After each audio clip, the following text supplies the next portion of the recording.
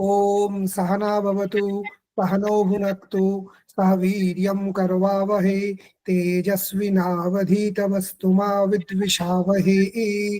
ओम शांति शांति शांति। প্রিয় ছাত্রছাত্রী সকলকে শুভ সন্ধ্যা। সাস্টু রিসার্চের আরো একটি পর্বে তোমাদের সকলকে স্বাগত। এবং আজকে আমাদের অত্যন্ত সৌভাগ্য, আজকে আমরা যাকে আমাদের সঙ্গে পেয়েছি তাকে আমরা প্রায়ই আমাদের ইউটিউব বা ফেসবুকে স্ক্রল করতে দেখতে পাই বেদান্তের বিভিন্ন বিষয় নিয়ে কথা বলার জন্য। তো আজকে আমাদের সঙ্গে আছেন অ্যাসিস্ট্যান্ট প্রফেসর বন্দনা শর্মা ম্যাম। তো ম্যামকে আমি স্বাগত জানাচ্ছি, ওয়েলকাম করছি আমাদের প্ল্যাটফর্মে। তো আজকে thank you ma'am. Search to research এই প্ল্যাটফর্মটা মূলত আমরা রিসার্চারদেরকে সাহায্য করার জন্য সর্বদা কাজ করে এসেছি। তো আজকেও তার অন্যতা হবে না। আজকে আমরা খুব ইন্টারেস্টিং একটা টপিক নিয়ে আলোচনা করব, সেটা হচ্ছে Vedanta's view, Vedanta's vision for environmental sustainability. এই টপিকটা নিয়ে আজকে আমরা আলোচনা করব। আজকের আলোচনায় আছেন আমাদের সকলের প্রিয় অ্যাসিস্ট্যান্ট প্রফেসর বন্দনা শর্মা মহাশয়া। তো এই অনুষ্ঠান শুরু করার আগে আমরা একটি ছোট্ট উদ্বোধনী সঙ্গীতের মাধ্যমে আজকের অনুষ্ঠানটি শুরু করব। এবং সেই উদ্বোধনী সঙ্গীত গাইবেন চন্দ্রিমা, আমাদের সকলের প্রিয় Chandrima Saha, junior research fellow, department of Sanskrit, Guwahati university. তো আমি চন্দ্রিমাকে অনুরোধ করব উদ্বোধনী সঙ্গীত গাওয়ার মাধ্যমে আজকের অনুষ্ঠানটার শুভ সূচনা করার জন্য। চন্দ্রিমা। नमस्कार मैम, प्रणाम। प्रणाम। थोड़ा टेक्निकल इशू हो रहा है इसलिए मैं वीडियो ऑफ करके मैं गा रही हूँ। ठीक है। गहन कुसुम कुंज माझे मृदुल मधुर बंशी बाजे बिसरे त्रास लोक लाजे सजनिया आओ गहन कुसुम कुंज माझे पीना चारु नीलावास हृदय प्रणय कुसुम रास पीना चारु नीलावास हृदय प्रणय कुसुम रास हरिणा नेत्रे विमलहास हरिणा नेत्रे विमलहास कुंजवन में आओ गहन कुसुम कुंज माझे ढाले कुसुम सुरभ भार ढाले बिहग सुरबसार ढाले इंदु अमृत धारा विमला रजत भाति रे मंद मंद भृंग गुंजे आयुता कुसुम कुंजे कुंजे मंद मंद भृंग गुंजे आयुता कुसुम कुंजे कुंजे फुटला सजनी पुंजे पुंजे बकुलायोथी जाती रे गहन कुसुम कुंज माझे देखलो सखी श्याम राय नयने प्रेम उथल जाय मधुरा वदना अमृत सदना चंद्रमाय निंदे छे आओ आओ सजनी वृंद हे राव सखी श्री गोविंद आओ सजनी वृंद हे राव सखी Shri Govind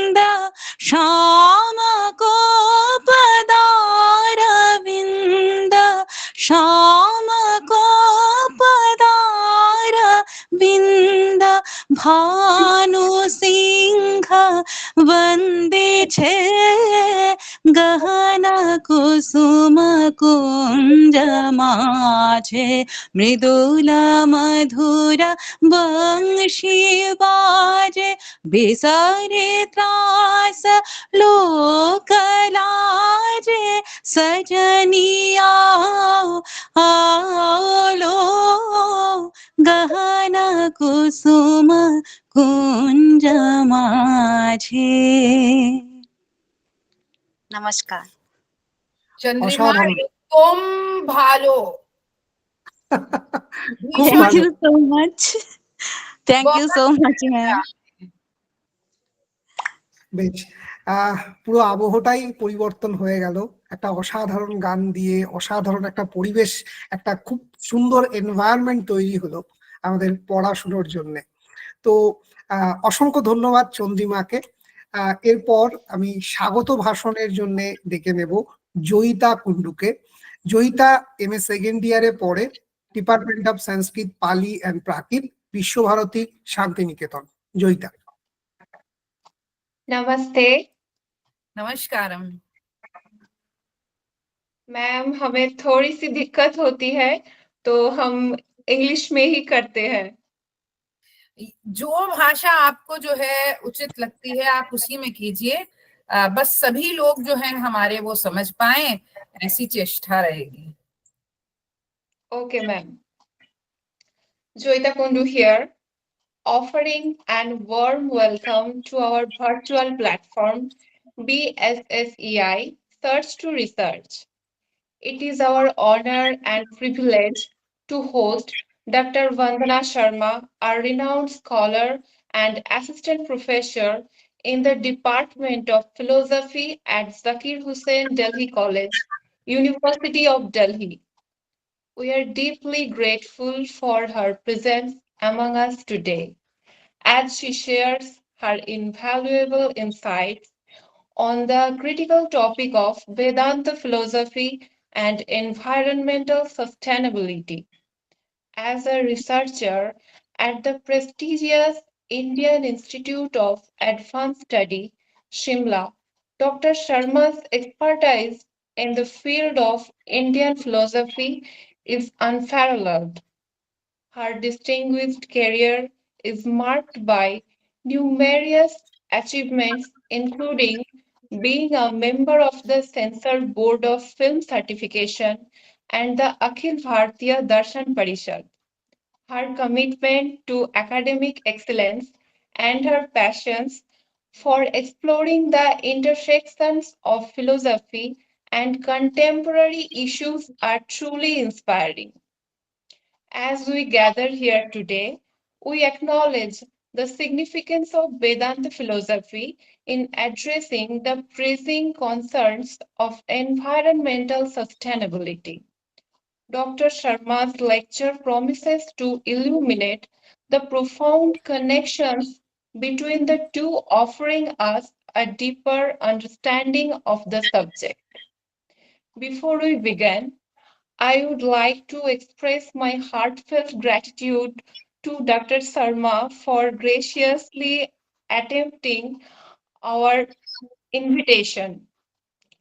We are thrilled to have her share her knowledge with us, and we look forward to a stimulating and enlightening discussion. With great respect and admiration, I invite Dr. Vandana Sharma to take a virtual stage and share her insights with us. Please, ma'am, ignite our souls with your knowledgeable speech. Thank you. बहुत बहुत Thank you, धन्यवाद जयिता। आपका जयिता, बहुत बहुत धन्यवाद। और इससे पहले कि मैं बाकी सभी का अभिनंदन करूं, अपने गुरु और अपने इष्ट की स्तुति में एक जो है प्रेयर, एक जो है स्तुति, वो कहना चाहूंगी। सदाशिव समारंभां शंकराचार्य मध्यमाम् अस्मदाचार्य पर्यन्तां वंदे गुरु परंपरां। श्रुति स्मृति पुराणानाम् आलयं करुणालयं नमामि भगवत्पादं शङ्करं लोकशङ्करं शङ्करं लोकशङ्करं। सर्वेभ्यः नमो नमः। I thank BSSEI Search to Research for inviting me here. आपका बहुत बहुत धन्यवाद कि आपने मुझे इस मंच पर आमंत्रित किया, और धन्यवाद सभी लोगों का जो यहाँ पर जुड़े हुए हैं मेरे साथ, चाहे वो इंस्टाग्राम से हो या फिर मेरे कॉलेज से हो, यूनिवर्सिटी से हो। आप सभी का हार्दिक अभिनंदन है यहाँ पर। और इससे पहले कि मैं इस व्याख्यान को स्टार्ट करूं, मैं आप सबसे निवेदन करना चाहूंगी कि हम इसे एक बोरिंग लेक्चर नहीं बनाएंगे। यदि आपके पास प्रश्न होंगे, यदि आप मेरे साथ मिलकर इसमें आगे बढ़ेंगे तो मुझे और अच्छा लगेगा। बीच बीच में आपके अगर कोई विचार होते हैं तो आप उन्हें प्रकट करिए, अपना हाथ उठाइए। मुझे भी अच्छा लगेगा कि मैं आपसे सीखूं, और ऐसे ही हम दोनों मिल करके सभी लोग आगे जो है बढ़ सकते हैं। तो मुझे आज यहाँ पर जिस विषय के लिए बुलाया गया है वो है वेदांत और पर्यावरण। बहुत सुंदर विषय है। मैंने अपनी पीएचडी जो है वेदांत और पर्यावरण पर ही की है, और उसके पश्चात पोस्ट डॉक्टरेट में भी जगत गुरु आदि शंकर के प्रकरण ग्रंथों पर और पर्यावरण पर मैंने कार्य किया। तो आज मुझे बहुत हर्ष और उल्लास है कि इस विषय पर मैं यहाँ पर बात करूँ। हम उस देश के वासी हैं जहां गंगा को हम मां कहते हैं, गाय को लक्ष्मी मानते हैं, श्वान या फिर जिनको नहीं समझ में आता कुत्ता जिसे हम कहते हैं, श्वान को हम भैरव मानते हैं, और छोटी छोटी चींटियों को विष्णु का स्वरूप माना गया है। हमारे यहाँ हमने पेड़ों को साक्षात शिव रूप में पूजा है, पर्वतों की महिमा गाई है, हमने धरती को माता माना है और आकाश को पिता माना है। परंतु आज हम भारतीय ज्ञान परंपरा से उपजे लोगों को ऐसा क्या हो गया कि भारत जो है वो गौ माता के मांस का सबसे बड़ा एक्सपोर्टर बन गया। ऐसा क्या हो गया कि हमारे देश के श्वान या हमारे देश के कुत्ते जो हैं उनकी हालत बद से बदतर होती जा रही है। और ऐसा क्या हो गया है कि केदारनाथ और वैष्णो देवी जैसे पवित्र स्थलों के ऊपर घोड़ों की स्थिति दयनीय है। जिन जंगलों को कभी हम मानते थे कि वो इतने पवित्र थे कि वहां आरण्यक लिखे गए, उन स्थानों को आज क्रूरता से काटा जा रहा है। जिस जल में हम विष्णु का वास मानते थे, आज हम उसे दूषित कर रहे हैं। और जिस शेर को हमने दुर्गा का वाहन मानकर सदियों से पूजा है, आज वो बेचारा शेर केवल हमारे ड्राइंग रूम में, या कुछ जो बड़े लोग हैं, बहुत धनवान लोग हैं, उनके ड्राइंग रूम की शोभा बनके, एक शो पीस बनके रह गया है। तो ऐसा हमने क्या खो दिया। वास्तविकता में अगर हम देखें तो समकालीन समय में पर्यावरण का विनाश ये एक बहुत गंभीर विषय है। केवल भारत के स्तर पर नहीं, वैश्विक समस्या बन चुका है ये, जो हमारे जीवन के हर पहलू को प्रभावित कर रहा है। ये समस्या केवल बाहरी नहीं है, ये आंतरिक भी है। क्योंकि हम यहाँ वेदांत की बात कर रहे हैं तो ये जान लेना आवश्यक है कि वेदांत के अंदर दो तो है ही नहीं, एक ही है। तो ऐसा वेदांत में माना जाता है कि हमारा जो अंतःकरण है, यानी कि मन, बुद्धि, अहंकार और चित्त, इनमें जब प्रदूषण आता है, कैसा प्रदूषण? ईर्ष्या का प्रदूषण, द्वेष का प्रदूषण, गुस्से का प्रदूषण, यानी कि हम जो लोगों से क्रोध करते हैं, ऐसा प्रदूषण। तो ये जो है बाहरी प्रदूषण के तौर पे मैनिफेस्ट करता है। बाहरी प्रदूषण अपने आप ही नहीं हो जाता, ये हमारे ही इंटरनल स्टेट्स का एक एक्सटेंशन है। और ये जो प्रदूषण है ये कई लेवल पे काम करते हैं। जब ये शारीरिक लेवल पे काम करते हैं तो ये व्याधि बन जाते हैं। व्याधि अर्थात हमारे शरीर में आने वाली बीमारियां, हमारा स्ट्रेस, हमारा कैंसर, हमारे को होने वाले अन्य प्रकार के रोग, जब यही जो है ये सामाजिक स्तर पर ये प्रदूषण काम करते हैं तो भ्रष्टाचार बन जाते हैं। रेप्स बन जाते हैं, अन्य जीव जंतुओं पर जो हम हिंसा करते हैं ये उस रूप में प्रकट होते हैं। और वैश्विक स्तर पर ये जलवायु परिवर्तन और पर्यावरणिक संकट का कारण बन जाते हैं। तो हमारे लिए ये समझना जरूरी है कि जब तक हम स्वयं को ठीक नहीं करेंगे आंतरिक रूप से, हम बाह्य रूप से इस पूरे संसार को ठीक करने में असमर्थ रहेंगे। लेकिन हमारी परंपराएं जो हैं ये हमको सिखाती हैं कि प्रकृति और जीवन के हर रूप के प्रति हमें आदर का भाव रखना है।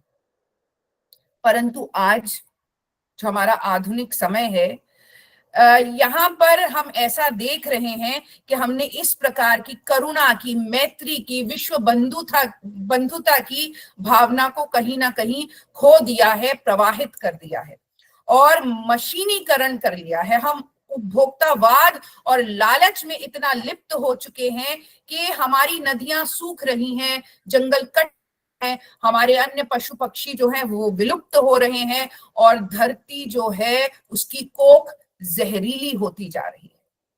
हमें ये समझने की कहीं ना कहीं आवश्यकता है कि प्रकृति का विनाश जो है वो केवल प्रकृति का विनाश नहीं है, वो हमारा भी विनाश है, क्योंकि हम प्रकृति से पृथक नहीं हैं, हम उसका एक छोटा सा अंश हैं। यही कारण है कि ईशावास्य उपनिषद जब मंगलाचरण की वहां पर बात होती है तो वो कहता है पूर्णमदः पूर्णमिदं पूर्णात् पूर्णमुदच्यते पूर्णस्य पूर्णमादाय पूर्णमेवावशिष्यते।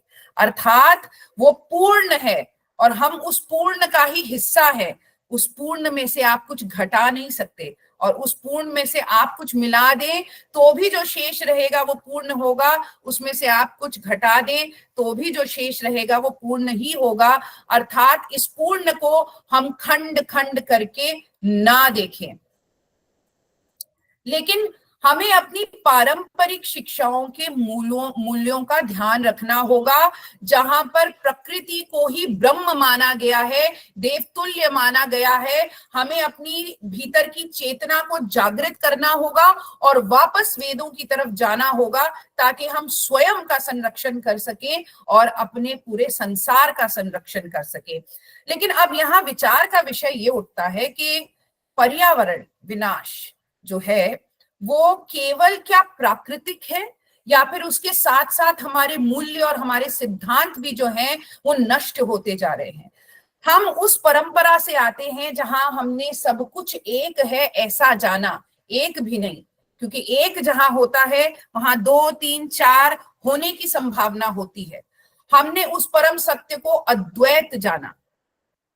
तो ऐसा क्या हो गया कि हम कार्टेशियन डुअलिज्म में फंस गए। वास्तविकता में अगर हम पीछे मुड़कर देखेंगे तो मकौले को हम इसका जो है दोषी मानेंगे।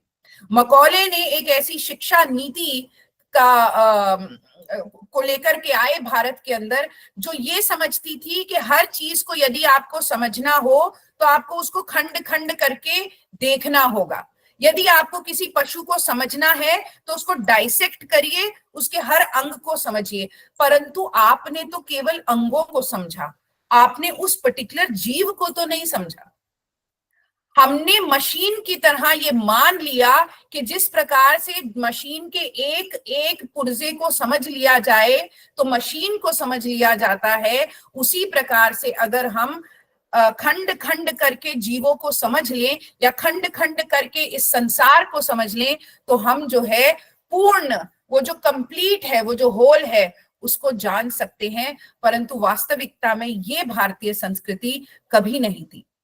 हम उस विचारधारा से आते हैं जहां हमने पंचमहायज्ञ किया है। हमने 5 प्रकार के पशु पक्षियों को, मनुष्य आदि को भोजन कराना ही अपने जीवन में उसको एक यज्ञ की तरह माना है, एक यज्ञ की तरह माना है। और वो जो भोजन हम देते हैं, वो जो दान हम देते हैं, वो उस यज्ञ में आहुति के समान हमने माना है। परंतु आज हम एक ऐसी जगह पर आ गए हैं जहां जो वेस्ट के अंदर, पाश्चात्य दर्शन के अंदर जो एंथ्रोपोसेंट्रिसिज्म होता था, वो भारत में भी आकर उसने अपने आप को स्थापित कर लिया है। सो एंथ्रोपोसेंट्रिसिज्म का कॉन्सेप्ट ये है कि मनुष्य जो है वो इस पूरी पृथ्वी के, इस पूरे संसार के, इस पूरे कॉस्मोस के सेंटर में है। यानी कि जितनी भी चीजें हैं, जो कुछ भी आपको दृष्टिगोचर है, जो कुछ भी आपको दिखाई देता है, वो सब मनुष्य के लिए बना है। और अगर हमको इस कॉन्सेप्ट को और ज्यादा डिटेल में समझना है तो हमको जो है बाइबल में जाना होगा। और जब हम बाइबल में जाते हैं तो वहां हमें जेनेसिस ऑफ क्रिएशन मिलता है। जेनेसिस ऑफ क्रिएशन के अनुसार सर्वप्रथम गॉड ने जो है पुरुष को बनाया, इसलिए बाइबल का कॉन्सेप्ट जो है वो पुरुष प्रधान है।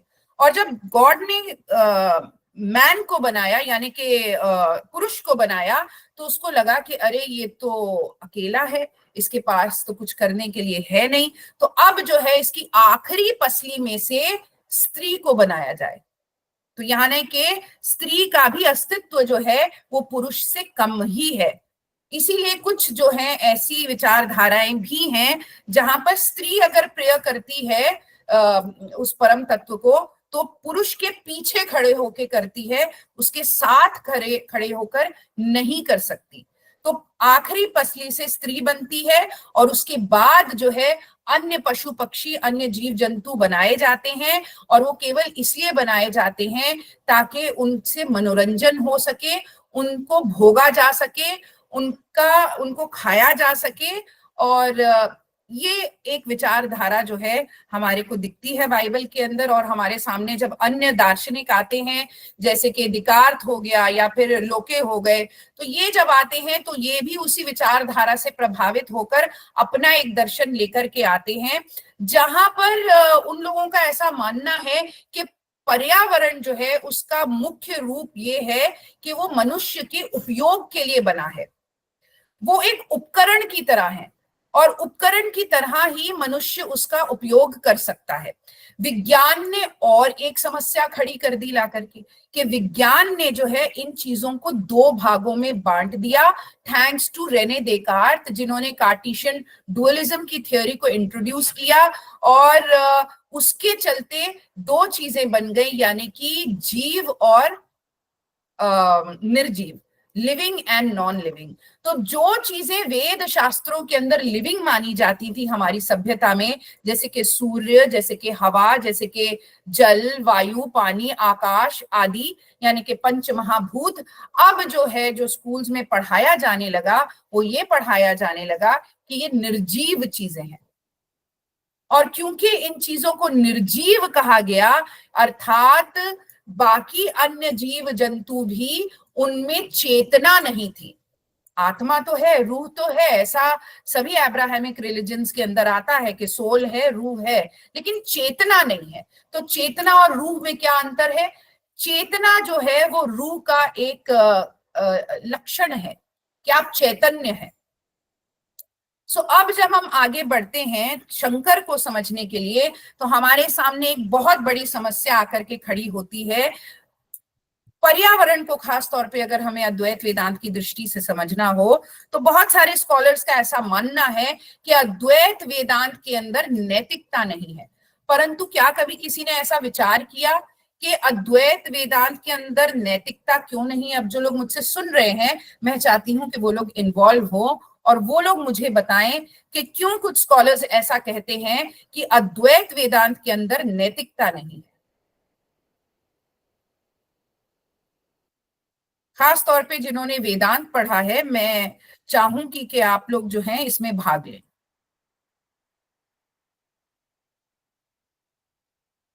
कोई अगर चाहे। हाँ, नील जो है वो बताना चाहती हैं। नील, आप बताएं।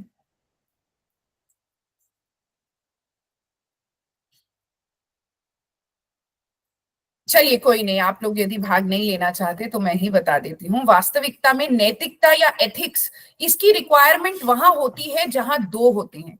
प्रेम की रिक्वायरमेंट वहां होती है जहां दो होते हैं। नफरत वहां होती है जहां दो होते हैं। जहां अद्वैत होता है वहां पर किसी प्रकार की नैतिकता, किसी प्रकार के प्रेम या किसी प्रकार की नफरत की जगह ही नहीं होती, क्योंकि सब कुछ एक ही है, एक से ही वो प्रकट होता है, एक ही में रहता है और एक में ही विलीन हो जाना उसकी नियति होती है। यही कारण है कि हमको जो है वेदांत के अंदर कमांडमेंट्स नहीं मिलती जैसे बाइबल के अंदर मिलती हैं कि आपको क्या करना है और क्या नहीं करना। अब यहाँ एक बात और समझने वाली है, क्योंकि वेदांत को हम आजकल के परोपेक्ष में समझने का प्रयास कर रहे हैं, तो अगर वेदांत के अंदर नैतिकता नहीं है या एथिक्स डिफाइंड नहीं है, तो क्या हम उसके मेटाफिजिक्स से एथिक्स को डिराइव भी नहीं कर सकते? ये सोच गलत है। क्योंकि जब वेदांत ये कहता है, या फिर वेदांत वेदों पर आधारित है, वेदों को प्रमाण मानता है और कहता है एको अहम बहुश्यामः, एको वासी सर्वभूता अंतरात्मा आदि आदि, तो वहीं पर मेटाफिजिक्स में उसके एथिक्स भी आपको दिख जाते हैं कि उस परम तत्व से पृथक और कुछ है ही नहीं। अर्थात सब कुछ यहाँ पर जो तुमको दिखता है, जो नहीं दिखता है, सब सम्मान का पात्र है। सो यहां हमको ये समझना आवश्यक है कि अद्वैत वेदांत के अंदर भले ही बाइबल की तरह कोड ऑफ एथिक्स या कमांडमेंट्स ना हो, परंतु उसकी मेटाफिजिक्स जो है वो इतनी संवेदनशील है, वो इतनी करुणामयी है, वो इतनी वैश्विक है कि कुछ भी उससे अछूता नहीं है। परंतु एक समस्या और आकर खड़ी होती है शंकर आदि जगत गुरु शंकराचार्य को समझने में, और वो है उनका विवेक चूड़ामणि का वाक्य, ब्रह्म सत्यम जगन मिथ्या, कि ब्रह्म ही सत्य है और जगत मिथ्या है। यदि कोई इस पे अपने विचार प्रकट करना चाहेगा तो मैं उनको आमंत्रित करना चाहूंगी, इससे पहले कि मैं ब्रह्म सत्यम जगत मिथ्या को आगे बताऊं। अगर हम बात करते हुए इस लेक्चर को सुनेंगे तो और ज्यादा सार्थक हो जाएगा। चलिए, तो ब्रह्म सत्यम जगत मिथ्या, आम तौर पर स्कॉलर्स ऐसा समझते हैं कि जगत गुरु आदि शंकराचार्य जो हैं वो यहाँ ये कहना चाहते हैं कि ब्रह्म ही सत्य है और जगत मिथ्या है। परंतु इसको समझने से पहले ये जानना आवश्यक है कि जो ग्रंथ होते हैं हमारे, वो वशिष्ठ भाषा में लिखे जाते हैं।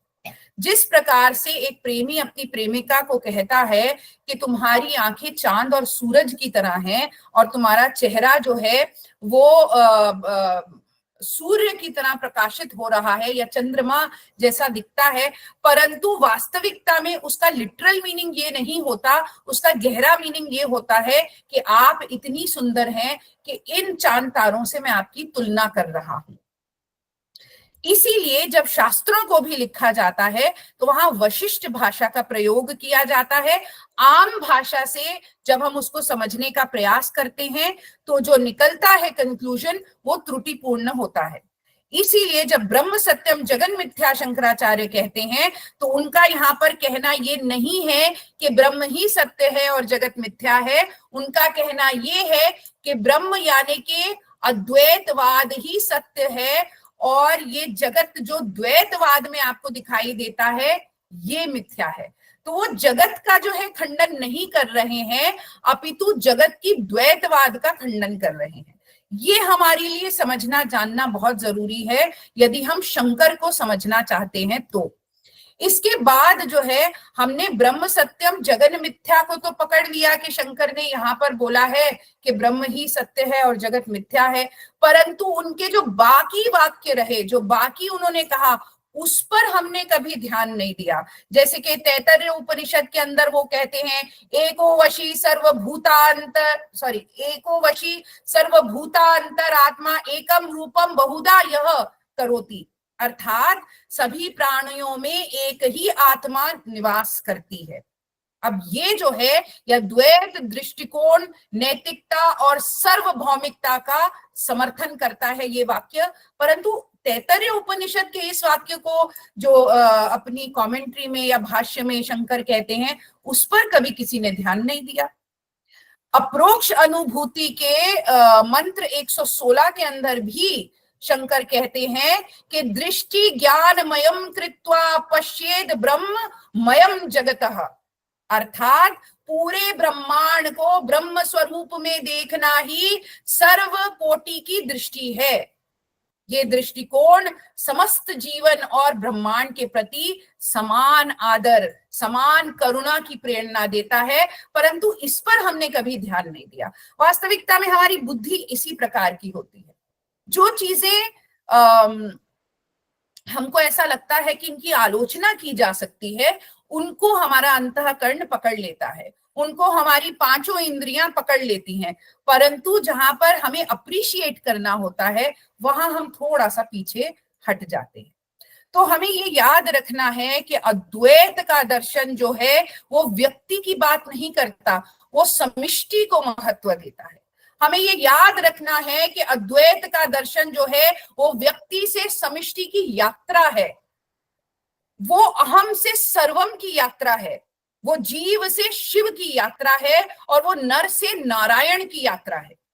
अद्वैत वेदांत जो है वो हमें सिखाता है कि सहवास, सभी जीव जंतु मिलकर इस ब्रह्मांड में वास करें, सहकार, सभी जीव जंतु, सभी मनुष्य, सभी प्राणी अलग अलग रूपों के, अलग अलग आकारों के, अलग अलग नामों के सहकार एक साथ मिलकर कार्य करें, और सहभोग, सभी जीव जंतु, सभी पशु पक्षी, सभी प्राणी उस एक साथ रहने से और एक साथ कार्य करने से जो भी उसकी फसल उपजती है या जो भी धन की प्राप्ति होती है उसको मिलकर बांटे, मिलकर खाएं, मिलकर भोगें, और इसी को डिस्ट्रीब्यूशन ऑफ वेल्थ कहा जाता है इकोनॉमिक्स के अंदर। तो ये बहुत ही सुंदर सिद्धांत है अद्वैतवाद का।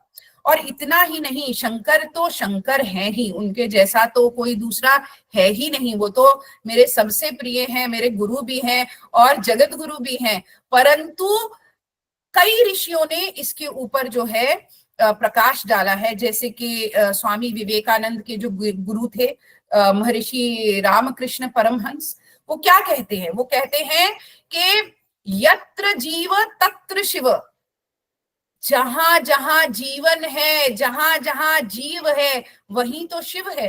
ये विचार सभी जीवों को समान दृष्टि से देखने और उनका सम्मान करने की हमको प्रेरणा देता है। किसी को नुकसान पहुंचाने की, किसी का अहित करने की, किसी का वध करने की प्रेरणा नहीं देता। आजकल हम कैसे हो गए हैं, एक श्वान हमारे घर के सामने आके बैठ जाता है तो ठंड में ही हम उसके ऊपर ठंडा पानी डाल देते हैं। हमारी जीवा जो है वो इतने हमारे बस में नहीं रही कि हम छोटे छोटे जीव जंतुओं को खा जाते हैं। राक्षस्य भाव हमारे अंदर जो है वो प्रकट हो चुका है। वास्तविकता में आपके पास इतने सारे पदार्थ हैं खाने के लिए, इतनी सारी चीजें हैं पीने के लिए, परंतु तब भी आपकी जीवा जो है उसको एक ही लालसा है कि मैं कैसे किसी के शरीर को भोग जाऊं, कैसे उसको खा जाऊं, कैसे उसको मांस को जो है पका के खा जाऊं। कितना दुष्ट विचार है सोचने में ही। तो मगर आप जब वेदांत में जाते हैं तो आप ये पाएंगे कि सब कुछ ब्रह्म है। आप किसको नष्ट करेंगे, किसको नुकसान पहुंचाएंगे? और यहाँ पर मैं एल्बर्ट आइंस्टाइन को लाना चाहूंगी। तो एक बार एल्बर्ट आइंस्टाइन जो हैं उनसे एक जर्नलिस्ट पूछते हैं कि आप अब्राहमिक गॉड में बिलीव करते हैं? तो वो कहते हैं नहीं, मैं ऐसे ईश्वर में या ऐसे गॉड में यकीन नहीं रखता जो अपनी रचना से पृथक है। मैं ऐसे ईश्वर में यकीन रखता हूं जो अपनी ही रचना में वास करता है। Therefore, शंकराचार्य जो हैं वो अपने कई कार्यों में ये बात कहते हैं, you can not separate the dance and the dancer, you can not separate the creator and the created. जिस प्रकार आप नृत्य को नृतिका से अलग नहीं कर सकते, उसी प्रकार जिसने ये पूरी सृष्टि बनाई है उसको उसकी रचना से अलग करना, पृथक करना असंभव है। साथ ही में भगवत गीता शंकर भाष्य में भी शंकर जो है 5वें अध्याय में लोक संग्रह और सर्वभूता हिते रता की बात करते हैं, यानी सभी जीव जंतुओं का हित हो। और जब मैं सभी जीव जंतु कह रही हूं तो इसमें मैं नदियों को भी गिन रही हूं, इसमें मैं पहाड़ों को भी गिन रही हूं, इसमें मैं पेड़ों को भी गिन रही हूं, इसके अंदर में नाले के अंदर जो छोटे छोटे जीव होते हैं उनको भी गिन रही हूं, और आपके शरीर के ऊपर जो छोटे छोटे जीव रहते हैं मैं उनको भी गिन रही हूं। तो जीव हमारे यहाँ पे, पहाड़ भी जीवित हैं, हमारे यहाँ पर नदियां भी जीवित हैं, हमारे अंदर ये जो हवा है जिसके कारण आप और हम संभव हो पा रहे हैं ये भी जीवित है। तो जब मैं जीव कहती हूं तो मैं पंच महाभूत और पंच महाभूत से निर्मित सभी जीवों की बात करती हूँ। लेकिन हमारे ऊपर जो है माया का प्रभाव आ जाता है। माया के 2 लक्षण बताए हैं शंकर ने। कहते हैं माया जो है बहुत छलिया होती है। ये 2 रूप रखती है। पहला रूप आवरण का, किसी सत्य को ढक देने का। दूसरा रूप असत्य को प्रकट कर देने का। यानी कि माया जो है सत्य को छुपा देती है और असत्य को प्रकट कर देती है। तो उसमें 2 शक्तियां हैं, विक्षेप और आवरण। इसको इस प्रकार समझने का प्रयास करिए। मैं अक्सर अपने स्टूडेंट्स को भी ये कहती हूँ कि आप जो है रेगिस्तान में घूम रहे हैं, प्यासे हैं, और दूर चमकती हुई जो रेत है वो आपको जल जैसी प्रतीत होती है। अर्थात माया ने क्या किया, जो सत्य था कि वो रेत है उसको ढक दिया, और जो असत्य है कि वो जल है ऐसा आपके सामने दिखा दिया। और ये माया हमारे साथ भी ऐसा ही करती है। आप, मैं और अन्य जीव जंतु ब्रह्म है ऐसा ये छुपा देती है, और हम लोग जो है अलग अलग हैं। कोई शूद्र है, कोई ब्राह्मण है, कोई मुसलमान है, कोई हिंदू है, कोई डॉग है, कोई कैट है, कोई पेड़ है, कोई पौधा है। ऐसा असत्य आपको जो है दिखा देती है।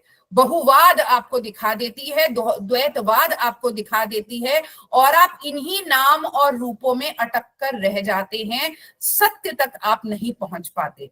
बिल्कुल उसी प्रकार जैसे कि मिट्टी से अलग अलग प्रकार के बर्तन बनाए जाते हैं, कटोरी बनाई जाती है, घड़ा बनाया जाता है, ग्लास बनाया जाता है, लेकिन हम जो है उसके रूपों में अटक के रह जाते हैं और लड़ने लग जाते हैं कि नहीं, मैं घड़े में पानी भरूंगा और तुम ग्लास में पानी भरो।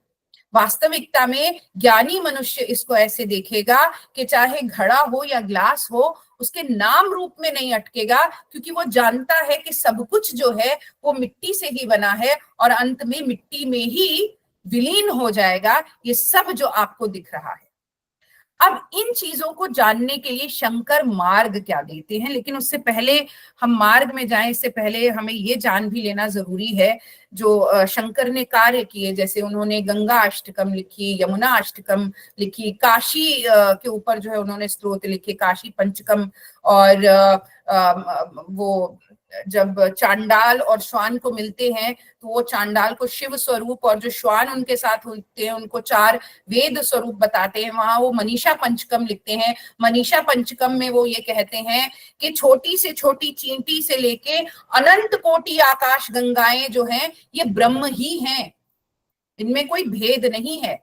सो आप यहाँ देख सकते हैं कि उनकी दृष्टि कितनी विशाल थी। ये तो आपने केवल उनकी रचनाओं की, उनके प्रकरण ग्रंथों को जानने का प्रयास किया। यदि हम आगे जाते हैं और उनके जो मठों की बात करते हैं तो उन्होंने श्रृंगेरी मठ की स्थापना करी, फिर यहाँ पर ईस्ट के अंदर यानी कि पुरी के अंदर जो है पुरी मठ की स्थापना करी, यानी गोवर्धन मठ, द्वारका मठ की स्थापना करी, ज्योतिष मठ की स्थापना करी। क्या आप लोग जानते हैं कि श्रृंगेरी मठ की जब उन्होंने स्थापना करी तो उसी स्थान पर क्यों करी?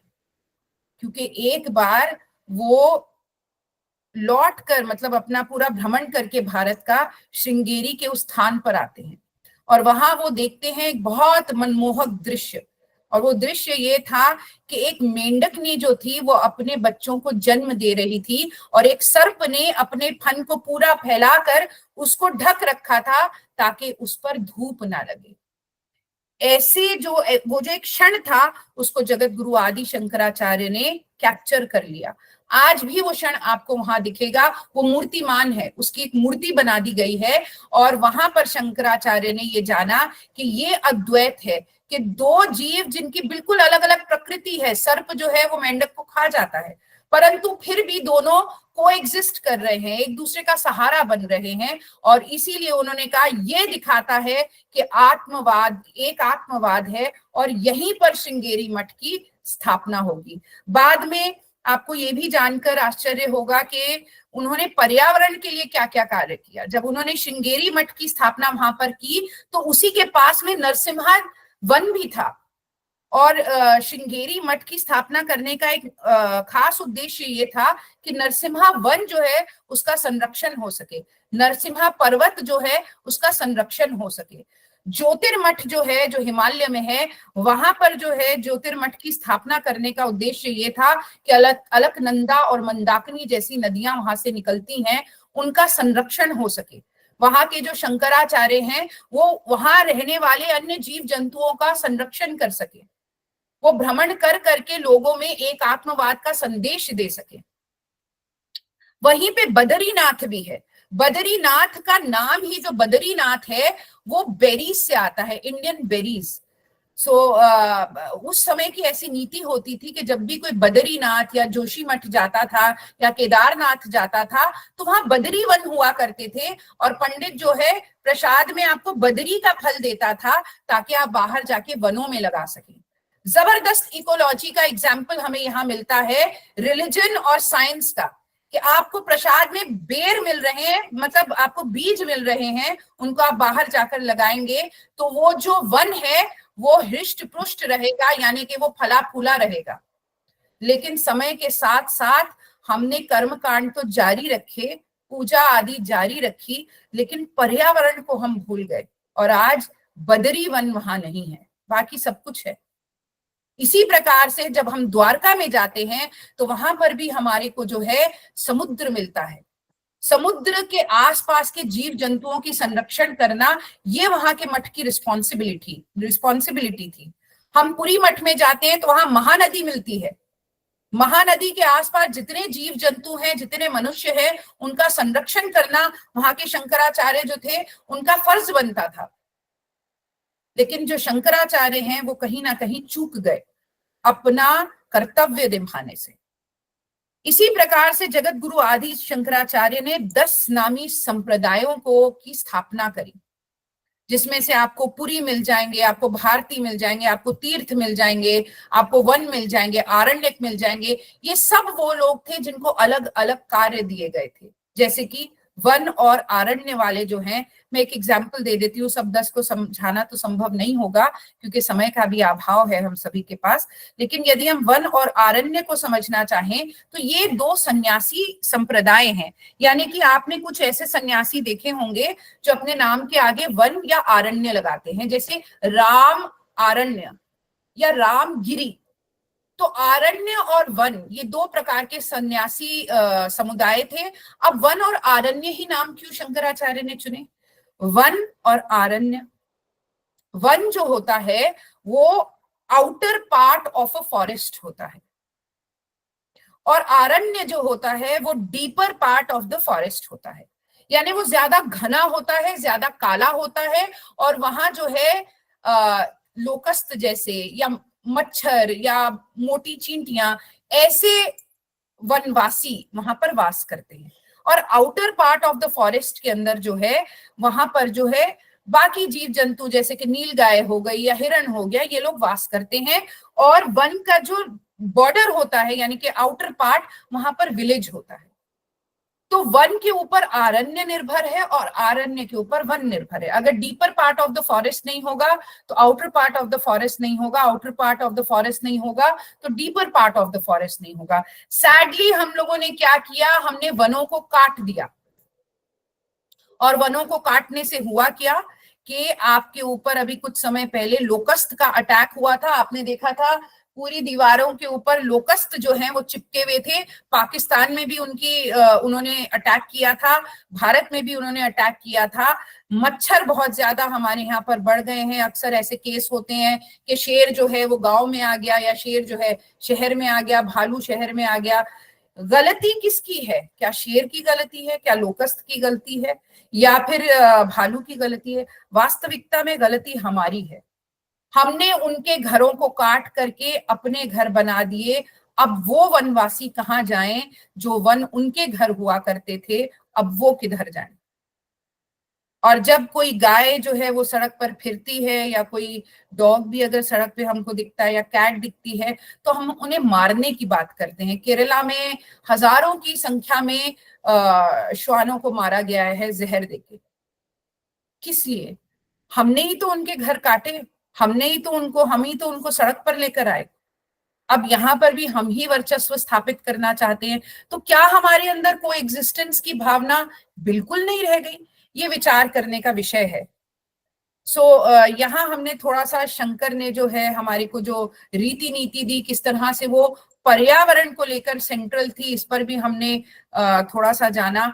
और वो हमारे को साधन चतुष्टय का मार्ग देते हैं, यानी कि आपको अगर जो है उस स्टेट पे पहुंचना है जहां आप सभी जीव जंतुओं में अपने दर्शन कर सकें और अपने अंदर सभी जीव जंतुओं के दर्शन कर सकें, तो उसका एक मार्ग मैं आपको बताता हूं, और वो मार्ग है साधन चतुष्टय का।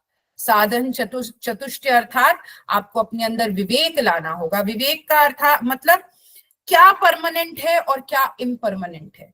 इस इम्परमानेंट बॉडी के लिए अपने परमानेंट सिद्धांतों से कॉम्प्रोमाइज मत करिए। इस इम्परमानेंट बॉडी के लिए किसी और जीव जंतु की हत्या मत करिए, क्योंकि ये बॉडी जो है ना केवल इम्परमानेंट है, पर जितनी देर आपके सामने है उतनी देर में भी ये परिवर्तित हो रही है, ये बदल रही है। आप अपने अंदर वैराग्य को डेवलप करिए। वैराग्य का मतलब हेट नहीं होता, वैराग्य का मतलब होता है डिटैच्ड होते हुए भी यूनिवर्सल कंपैशन होना, यूनिवर्सल फ्रेंडशिप होना, यूनिवर्सल ब्रदरहुड होना। आप अपने अंदर षट संपत्ति को डेवलप करिए। षट संपत्ति को बहुत ज्यादा विस्तार में मैं नहीं एक्सप्लेन करूंगी, वरना बहुत लंबा हो जाएगा। उसमें शम आता है। शम अर्थात अपने मनस पर, अपने माइंड पे कंट्रोल करना। दम अर्थात अपनी इंद्रियों पे, पंच इंद्रियों के ऊपर कंट्रोल करना। फिर उपरती, शम दम उपरती अर्थात अपनी इंद्रियों को, जो आप अभी तक बाहर सुख खोजती थी, अब उनको अंतर मन में लेकर के जाना, आंतरिक उनको जो है मार्ग दिखाना। अब ये आंखें बाहर नहीं कुछ देखेंगी, अब अंदर के सत्य को जानेंगी। अब ये कान जो बाहर ध्वनियों को सुना करते थे, अब ये बाहर नहीं सुनेंगे। अब मैं इनको ऐसा कर दूंगा कि अंदर का जो शोर जहां समाप्त हो जाता है, जहां केवल मौन है, ये उस मौन को सुनेंगे। ये शरीर जो पहले बाहर के टच को चाहता था, स्पर्श को चाहता था, कभी प्रेमिका का स्पर्श, कभी माँ का स्पर्श, अब ये स्पर्श जो है अपनी अंदर चेतना का स्पर्श करेगा। अब जो है ये जीवा जो बाहर अन्य प्रकार के पेय पीना चाहती थी, अन्य प्रकार का भोजन खाना चाहती थी, अब ये केवल उस परम सत्य को ही भोगने का प्रयास करेगी, उसी को जानने का प्रयास करेगी, उसी के स्वाद में ये अंतर मन में जाएगी। तो यहाँ पर जो है हम शम दम उपरती को हमने समझा। तितीक्षा अर्थात जो भी डुअलिटीज हैं, गर्मी सर्दी, अच्छा बुरा, काला गोरा, इन सब को प्रेम से इनको आलिंगन कर लेना, इनको अपना लेना। ना कि हमारा क्या होता है कि जब हम ठंडी के मौसम में होते हैं तो हमें गर्मी चाहिए, हम गर्मी के मौसम में होते हैं तो हमें ठंडी चाहिए। हमारे पास जो होता है हमें वो नहीं चाहिए, जो किसी और के पास है हमें वो चाहिए। तो इन डुअलिटीज में पड़ के हम कभी भी स्थिरता को प्राप्त नहीं कर पाते और सदा दुख में ही घिरे रहते हैं। तो इन डुअलिटीज को जो अपना लेता है, जो इनका आलिंगन कर लेता है, वो बैलेंस में आ जाता है। उसके बाद जो है श्रद्धा बताते हैं वो, यानी कि शम दम उपरती तितीक्षा और श्रद्धा। श्रद्धा किसमें? गुरु के वचनों में। श्रद्धा किसमें? वेदों के वाक्यों में। और फिर समाधान पर आते हैं। समाधान का अर्थ क्या है? ध्यान, फोकस। कहाँ फोकस? उस परम चेतना पर, उस परम तत्व पर। और कैसी अभिलाषा से फोकस? मुमुक्षुत्व की अभिलाषा। मुमुक्षुत्व अर्थात अब मुझे केवल मुक्ति चाहिए, और मुक्ति किसी जगह पर नहीं है, किसी हेवन में नहीं है, किसी हेल में नहीं है, मुक्ति यहीं पर है। जिस दिन तुमने अपने अंदर सभी के दर्शन कर लिए, पूरे संसार के सभी जीव जंतुओं के, और उनके अंदर अपने दर्शन कर लिए, उस दिन जो है तुम ज्ञानी कहलाओगे, तुम जीवन मुक्त कहलाओगे। यही स्थिति मुक्ति की होती है, और इसी को जीवन मुक्ति अद्वैत वेदांत की टेक्निकल भाषा में कहा जाता है। और बाद में आपकी विदेही मुक्ति होती है, अर्थात ये जो पंच महाभूतों से निर्मित शरीर है, ये वापस पंच महाभूतों में समाहित हो जाता है।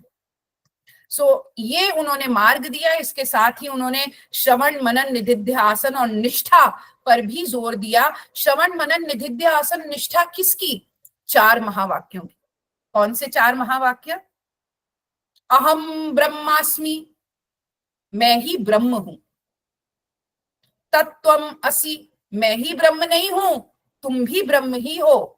प्रज्ञानम ब्रह्म, यानी कि मैं ही ब्रह्म नहीं हूं, तुम भी ब्रह्म हो, और तुम्हारे साथ साथ ये सब कुछ जो तुमको दिख रहा है वो भी ब्रह्म ही है। अयम आत्म ब्रह्म, अर्थात मैं भी ब्रह्म हूं, तुम भी ब्रह्म हो, ये सब कुछ जो तुम्हें दिख रहा है वो भी ब्रह्म ही है। और ये जो आत्मा है जो तुम्हारे अंदर वास नहीं करती, ये तुम्हारे अंदर भी है, तुम्हारे बाहर भी है, और सृष्टि का कोई ऐसा अंश नहीं है जहां पर ये आत्मा या ये ब्रह्म वास नहीं करता, वो ब्रह्म ही है जिसको तुम अलग अलग समझते हो। तो ऐसे महावाक्यों को सुनना, उन पर मनन करना यानी कि चिंतन करना, उनको आत्मसात करना, निधिध्य आसन यानी कि उनको आत्मसात करना, और फिर अपना पूरा जीवन जो है इस निष्ठा में बिता देना कि हाँ, अहम ब्रह्मास्मि, मैं ही वो सत्य हूं जिसको मैं बाहर खोजता हूं, और जिसको मैंने बाहर खोजा वो बाहर भी है, वो अंदर भी है, ऐसा कोई सृष्टि का कण नहीं जहां वो नहीं है। सो इसको निष्ठा कहते हैं कि इस पे विश्वास रखना और अपना जीवन इस सिद्धांत पर बिताना। और जब आप इस सिद्धांत पे अपना जीवन बिताएंगे तो किसी से नफरत कर ही नहीं पाएंगे, क्योंकि आप जानते हैं कि सामने जो डॉग है या सामने जो लड़की है या सामने जो लड़का है या सामने जो पेड़ है, ये उसी तरह अलग अलग नाम और रूप हैं जिस तरह सोने से अलग अलग आभूषण बन जाते हैं। कभी कंगन बन जाता है, कभी कान के झुमके बन जाते हैं, कभी कंठ का हार बन जाता है, कभी पाजेब बन जाती है।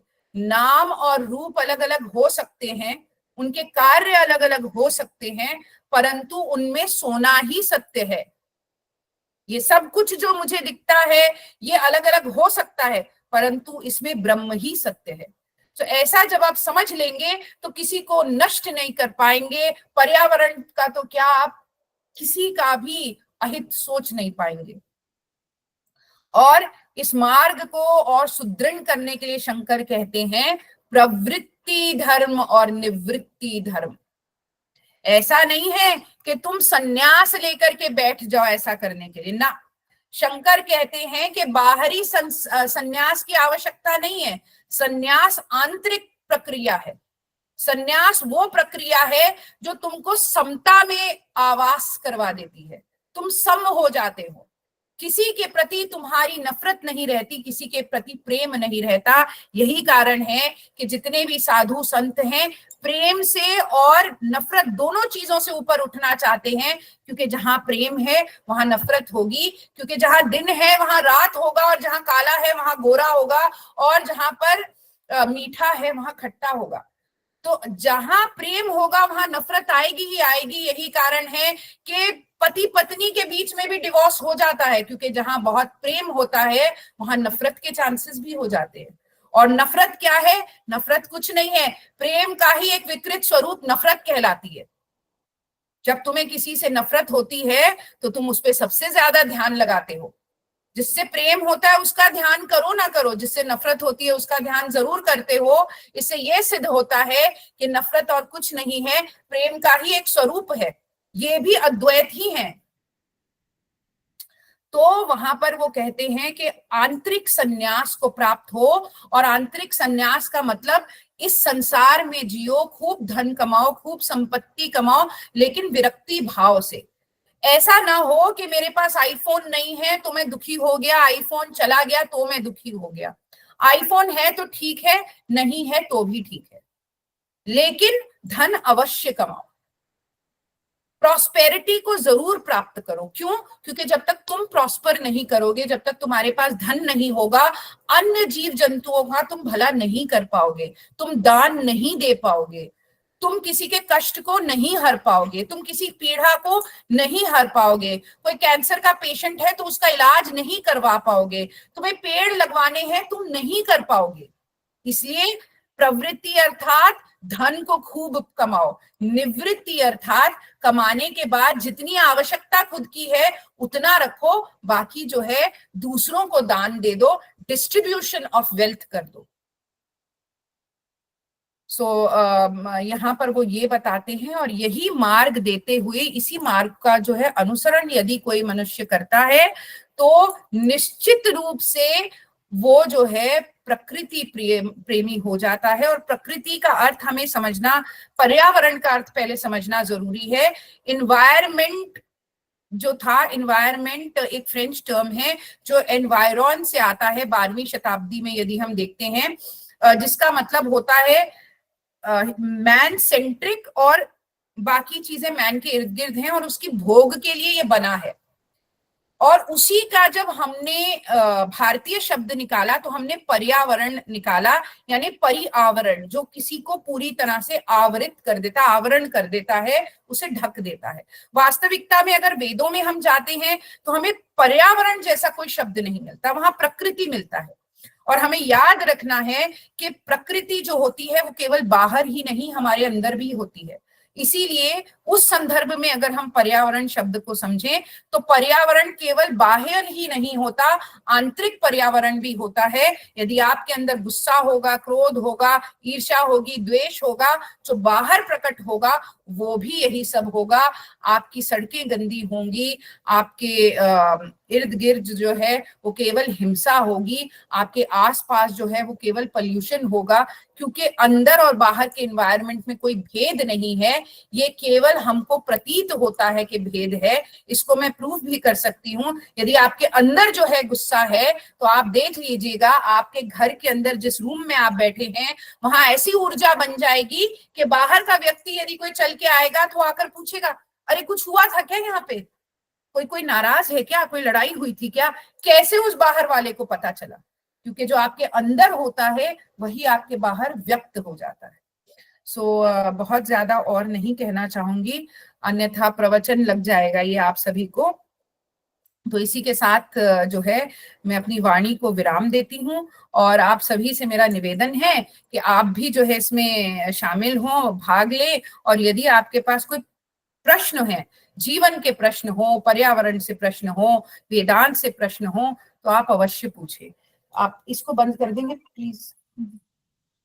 अभी ये सत्र जो है मैम अभी कंप्लीट की है अपना, उनका जो कथन था। तो जो भी आप लोगों को, जो भी यहाँ पे मौजूद हैं, आप सबको कुछ प्रश्न है तो आप लोग डायरेक्टली मैम को पूछ सकती हैं, एक एक करके पूछ सकते हैं आप लोग। तो आप लोग अपना जो माइक्रोफोन है उसको ऑन करके डायरेक्टली मैम को पूछ सकते हैं। सब ओपन फॉर डिस्कशन।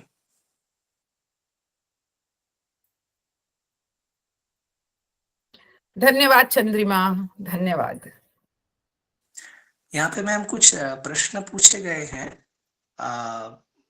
थोड़ा इन क्वेश्चंस को ले लेते हैं। ये कुछ यहाँ पे एक प्रश्न आया है कि मनु के ओरिजिन के विषय में कुछ एक प्रश्न आया है। पहला प्रश्न जो है कोई एक पूछे हैं कि elaborate on the origin of Manu in पौराणिक तौर पे मनु और ये सारी चीजें, ये जो भेद हमें बताए गए हैं, परंतु वास्तविकता में कोई भेद है नहीं। हम जब वेदांत की बात करते हैं तो वहाँ कोई भेद है नहीं। और अगर हम वेदों में भी जाते हैं और वेदों को यदि हम पढ़ना शुरू करते हैं तो देखिए, वेद की एक बहुत अच्छी बात है कि वेद जो है जिस कंक्लूजन को देने वाले होते हैं उसी हाइपोथेसिस से वो स्टार्ट होते हैं। यानी कि ऋग्वेद को अगर आप पढ़ेंगे तो हाँ जानेंगे, एको अहम बहुश्याम, मैं ही एक हूं जो अनंत कोटि ब्रह्मांड बन जाऊंगा। और अंत भी वेदों का जो है वेदांत में होता है, उपनिषद में होता है। यानी कि वहां पे भी जो अंतिम बात वो कहते हैं वो एक आत्मवाद की बात ही कहते हैं, परंतु बीच में जिस स्टोरी के साथ आपको वो आगे लेकर जाते हैं, शुरू में वो बहुत कंफ्यूजिंग लगती है, क्योंकि वहां बहुत सारे देव हैं, आप इसकी भी पूजा कर रहे हैं, आप उसकी भी पूजा कर रहे हैं, आप इसको भी आहुति दे रहे हैं, उसको भी आहुति दे रहे हैं। तो लेकिन जैसे जैसे आप वेदों को आगे पढ़ते जाते हैं, ये जितने नाम और रूप हैं ये खत्म होते जाते हैं और अंत में अद्वैत रह जाता है। इसको मैं आपको और इजीली मंदिर के एग्जाम्पल से समझाऊंगी। आप सभी ने मंदिर की आकृति को देखा होगा। जब हम मंदिर जाते हैं तो बाहर की जो दीवार होती है मंदिर की, अगर आप ट्रेडिशनल मंदिर में जाते हैं, जैसे कि आप साउथ में अगर जाएंगे, जो जितने कोणार्क मंदिर हो गए, आप बृहदेश्वरा टेम्पल जाते हैं या चिदम्बरम मंदिर जाते हैं, तो आप देखेंगे बाहर की दीवारों पे पशु पक्षी मनुष्य ये सब बने होते हैं। लेकिन जैसे ही आप एंटर करते हैं तो वहां एक लंबा सा खंबा होता है और एक वहां बेस बना हुआ होता है, उसको बलि पीठम कहा जाता है।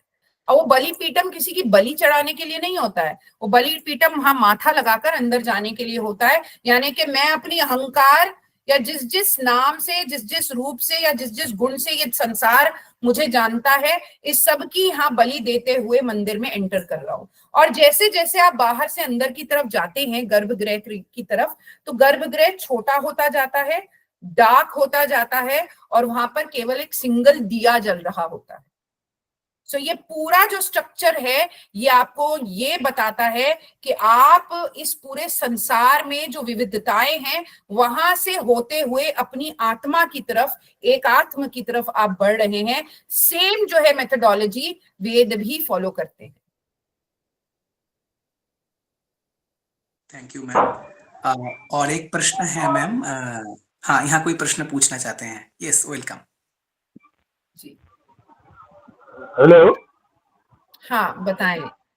अच्छा, मुझे आपसे जानना है सगुण ब्रह्मा और निर्गुण ब्रह्मा। देखिए, हाँ, ब्रह्मा अलग है, ब्रह्मा अलग है और ब्रह्म अलग है। हाँ, मैं ब्रह्म, सगुण ब्रह्म और निर्गुण ब्रह्म। जी, सो ब्रह्म शब्द जो है उसकी उत्पत्ति जो है संस्कृत के ब्री धातु से होती है। ब्री का अर्थात, ब्री का अर्थ ये है कि जिसका विस्तार हो रहा है ना, जो कंटिन्यूसली एक्सपेंशन में है। सो पहले तो ये है कि वहां से ब्रह्म शब्द की उत्पत्ति होती है। ब्रह्म अर्थात जो अपना ही एक्सटेंशन, आप जिसका एक्सटेंशन है। ब्राह्मण अर्थात जो ज्ञान प्राप्त करके अपना एक्सटेंशन करता है दूसरों को ज्ञान देके। बृहदारण्यक उपनिषद भी उसी चीज के ऊपर बेस्ड है, उसी कॉन्सेप्ट पे। तो हम आते हैं निर्गुण और सगुण ब्रह्म। वो परम तत्व इतना निर्गुण है कि आप अगर चाहें भी तो उसकी पूजा कर नहीं सकते। इसको मैं आपको एक इलेक्ट्रिसिटी के एग्जाम्पल से समझाती हूं, तब मैं यहाँ पे निर्गुण और सगुण पे आऊंगी। सो आप जानते हैं जिन्होंने साइंस पढ़ी है कि पूरे ब्रह्मांड के अंदर इलेक्ट्रिसिटी फैली हुई है। कोई ऐसी चीज नहीं है जहां इलेक्ट्रिसिटी नहीं है, यहां भी इलेक्ट्रिसिटी है। लेकिन इस इलेक्ट्रिसिटी के अगर हमें दर्शन करने होते हैं तो हमें क्या करना होता है? हमें इस इलेक्ट्रिसिटी को एक यंत्र में लाना होता है। वो यंत्र बल्ब हो सकता है, एसी हो सकता है, फैन हो सकता है, कूलर हो सकता है। एक ही इलेक्ट्रिसिटी है, पर जब वो ट्यूबलाइट में आती है तो नीली दिखाई देती है, जब वो बल्ब में आती है तो पीली दिखाई देती है, जब वो हवा में जाती है तो पंखे से हवा देती है, जब वो एसी में जाती है तो ठंडी हवा देती है। इलेक्ट्रिसिटी एक ही है। तो वो निर्गुण निराकार ब्रह्म जो है उसका कोई रूप नहीं है, उसका कोई नाम नहीं है, उसकी कोई उपाधि नहीं है, परंतु जब माया के प्रभाव से वो आपको दिखाई देता है तो सब कुछ जो आपको दिखाई दे रहा है, यानी कि मैं, यानी कि आप खुद, यानी कि यहाँ पर मोहिनी हैदर जी हैं, प्रभाकर कुमार हैं, अनंत है, अमीना है, ये सब आपको जो दिखाई देते हैं ये माया के प्रभाव से दिखाई देते हैं। इसको एक और एग्जाम्पल से समझने का प्रयास करिए कि एक प्रिज्म जो होता है उसमें से जब व्हाइट लाइट निकलती है तो वो 7 रंगों में विस्फोटित होती है। साइंटिस्ट जो है वो इस बात को जानता है कि व्हाइट लाइट ही सत्य है, ब्रह्म सत्यम, और ये जो 7 रंग जो हैं ये मिथ्या हैं। परंतु फिर भी वो जो साइंटिस्ट है उन 7 रंगों का लुत्फ उठाता है, उन 7 रंगों को अप्रिशिएट करता है। इसीलिए निर्गुण का मतलब हुआ जिसमें कोई गुण नहीं है, जिसका कोई नाम नहीं है। गुण का मतलब क्योंकि वो प्रकृति से निर्मित नहीं है, और प्रकृति में 3 गुण होते हैं, तमस, रजस और सत्व। सो इसीलिए निर्गुण जो ब्रह्म है उसमें कोई गुण नहीं है, उसकी कोई शेप नहीं है, उसकी कोई फॉर्म नहीं है, उसका कोई नेम भी नहीं है। There is no name. लेकिन जब वो माया के प्रभाव से प्रकट होता है इस सृष्टि के रूप में, तब वो सगुण हो जाता है, यानी कि उसमें गुण आ जाते हैं। अब बहुत सारे लोग कहते हैं कि फिर हम मूर्ति की पूजा क्यों करते हैं? तो देखिए, इस दुनिया में जितने भी जीव जंतु हैं, या आप हैं या मैं हूं, जितने भी फॉर्म्स हैं, हम मूर्तियां ही तो हैं, मूर्तिमान हैं। सो हम भी 5 महाभूतों से निर्मित हैं, और वो जो मूर्ति है वो भी 5 महाभूतों से निर्मित है। उसमें जल भी है, उसे मिट्टी से भी बनाया गया है, उसको अग्नि में तपाया भी गया है, यानी 5 महाभूत उसके अंदर एग्जिस्ट करते हैं। तो जितने रियल आप है उतनी ही रियल वो मूर्ति भी है। और वास्तविकता में मूर्ति में किसी भगवान की पूजा नहीं की जाती, अपितु उस पर ब्रह्म को, जिस तरह से लाइट को यंत्र में लाके आप लाइट को देख पाते हैं, उसी प्रकार से निर्गुण ब्रह्म को जो है सगुण करके आप उसकी पूजा कर पाते हैं, उसके गुणों की पूजा कर पाते हैं। सो आप वहां पर कोई किसी ईश्वर की पूजा नहीं कर रहे। ईश्वर की तो ये डेफिनेशन ही नहीं है कि उसका कोई रूप या नाम है, बल्कि ईशावास्य उपनिषद में तो ईशावास्यम इदम सर्वम बोला है कि कोई ऐसी जगह नहीं है जहां वो ईश्वर ना हो। सो सगुण ब्रह्म जो है वो है जिसमें गुण है, जिसका नाम है, जिसका रूप है, और वो आप भी हैं, वो मैं भी हूं, वो बाहर हमारे जो डॉग है वो भी है, वो बाहर जो पेड़ है वो भी है। इन सब को आप सगुण ब्रह्म ही कहते हैं। मेरा यही कहना है कि इंसान अभी अपने आप को इंडिविजुअल सेल्फ समझता है, वो उसके अंदर यूनिवर्सल सेल्फ भूल गया है, और वो यूनिवर्सल सेल्फ भूलने से वो अपने आप को खाली सद्गुण ब्रह्म में ही समझता है, और अपने आप को सद्गुण में ही रहता है, और इसलिए निर्गुण को उसको क्या बोलते हैं, उसको एहसास ही नहीं है। इसके लिए आज दुनिया में इन्वायरमेंटल ये सब दूसरे को, प्राणी के अंदर भी वो देख नहीं पाता है निर्गुण, वो हर समय सद्गुण ही देखता है सबके अंदर, और सद्गुण के हिसाब से ही रहता है। हाँ, ये आपकी बात सही है, परंतु ऐसे लोग भी हैं जिनको ऐसी अनुभूति होती भी है। ये हमारी अपनी यात्रा है, और ये यात्रा कोई इस जन्म की नहीं है, ये कई जन्मों की यात्रा है। बुद्ध जो है एक ही दिन में बुद्ध नहीं बने थे, वो हाथी के रूप में भी आए थे, वो सर्प के रूप में भी आए थे, वो शेर के रूप में भी आए थे, और हर रूप के साथ वो बुद्ध की तरफ अग्रसर हो रहे थे। सो ये आप I'm saying most people have forgotten they are निर्गुण ब्रह्म। Doesn't matter, आप निर्गुण से ही तो सगुण को पहुंचेंगे। आप फर्स्ट क्लास से सीधा ग्रेजुएशन में कैसे जाएंगे? ये तो एक प्रक्रिया है। हर कोई जो है शंकराचार्य नहीं हो सकता कि 8 वर्ष की उम्र में ब्रह्म ज्ञानी हो जाए, और हम मनुष्यों के अंदर भी हम सबका अलग अलग लेवल है। सो अगर कोई निर्गुण को मान रहा है, कोई भक्ति भाव में है, कोई नमाज पढ़ रहा है, कोई चर्च जा रहा है, तो ठीक है, उसके लिए वो ठीक है। अभी के लिए वो जिस मार्ग को समझ पा रहा है उसी को वो समझ रहा है, और यहीं से उसकी यात्रा धीरे धीरे आगे बढ़ेगी। हमें दूसरों को नहीं देखना। मैंने अपनी यात्रा में यही जाना है कि दूसरों के ऊपर इतना ध्यान मत दीजिए, सबकी अपनी यात्रा है, स्वयं पे ध्यान दीजिए। अगर हर इंसान स्वयं पे ध्यान देने लग जाए तो ये पूरा का पूरा धरती जो है ये स्वर्ग हो जाए। पर ध्यान दें कि हम जो है, हम किस स्तर पर है, हम अपने में वो दृष्टि जो है लाने का प्रयास करें। मुझे अभी भी याद है कि मैं पहले जहां रहती थी तो वहां बहुत लोगों से हमारा विवाद रहता था कि भाई, कई लोग बोलते थे अरे तुम डॉग्स को यहाँ खाना क्यों डालते हो। पहले इनिशियली मैं भी थोड़ा जो है रिफ्यूट करने का प्रयास करती थी, पर धीरे धीरे करके मैं मौन हो गई, और मैंने जो है अपनी क्रिया जारी रखी कि मैं डॉग्स को खाना खिलाती रहूं, जीव जंतुओं की सेवा करती रहूं। अंत में मैंने देखा 1 साल बीता, 2 साल बीता, लोगों ने भी वो कार्य करना शुरू कर दिया। सो लीड बाय एग्जाम्पल। आप अपना कार्य करिए, दुनिया अपने आप फॉलो करेगी। तो इसकी चिंता मत करिए सगुण ब्रह्म को मान रहा है या निर्गुण ब्रह्म को मान रहा है, मान तो ब्रह्म को ही रहा है। सोने को ठोस फॉर्म में मान रहा है या फिर जो है वो कुंदन के फॉर्म में मान रहा है, मान तो सोने को ही रहा है। तो एक ना एक दिन अगर वो सगुण को मान रहा है तो वो निर्गुण तक पहुंच ही जाएगा, और अगर वो निर्गुण को मानता है तो सगुण को वो समझ ही जाएगा। Well, at the death he will come to know about Nirgun Brahma. Till then, his life he is going to be about Sadgun Brahma. Let it be. It doesn't matter. How does it matter? Why should it matter at all? It is Brahma, no matter where it is. No. Brahma is there everywhere. Everything is Brahma. But the person, individual self means his physicality, his physical, his personality, and his sociality. He believes in these 3 things only. the three aspects of his self, and you think that is the only thing in the world, and this is the only thing the way it is there.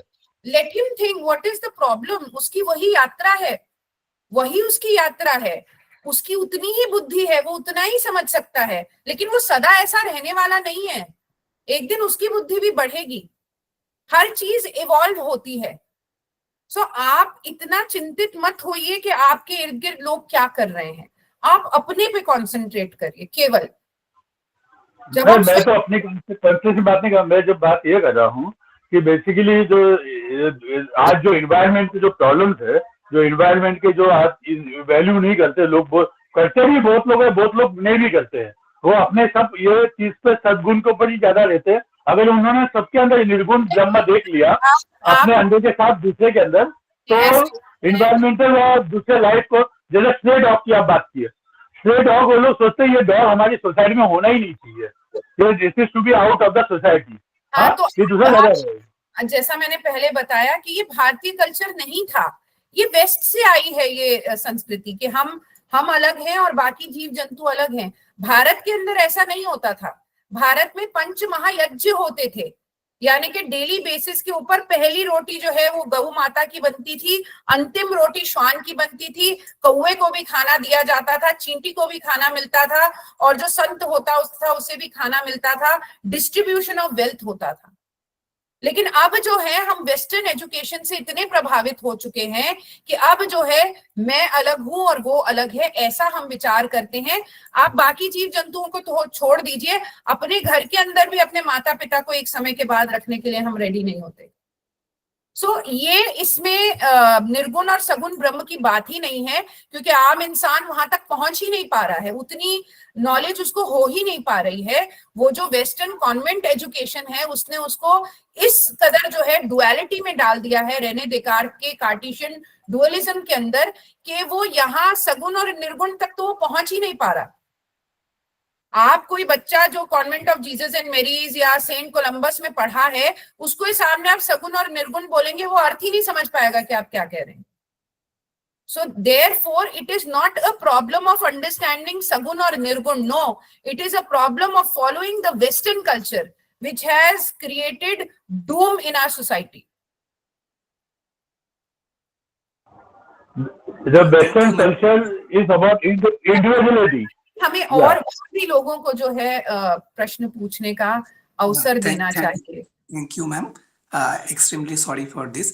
Chandrima Saha, you can do your question. You can keep your question. Thank you. हाँ ma'am, एक सवाल पूछना चाहती हूँ मैं। मतलब जो द्वैतवाद की तत्व है, वह सांख्य में हम देखे है कि द्वैतवाद जो प्रकृति और पुरुष है उसके संयोग से वो जगत की सृष्टि हो रही है। तो यहाँ पे अद्वैतवाद में मतलब सृष्टि तत्व क्या है? मतलब अद्वैत में चाहे मतलब समष्टि पकड़ना है, समष्टि का अर्थ ग्रहण करना है, इसमें सारे जो द्वैत है, अद्वैत, द्वैताद्वैत समाहित हो मतलब हो जाएंगे इसमें, ऐसा कुछ है क्या? जी, ऐसा है कि ब्रह्म तो एक ही है, लेकिन जब माया का प्रभाव आता है तो वहां तीन गुण बन जाते हैं, यानी तमस, रजस और सत्व। और ये जो तीन गुण हैं, तन्मात्राएं जो हैं, इन्हीं से पूरी सृष्टि का निर्माण होता है।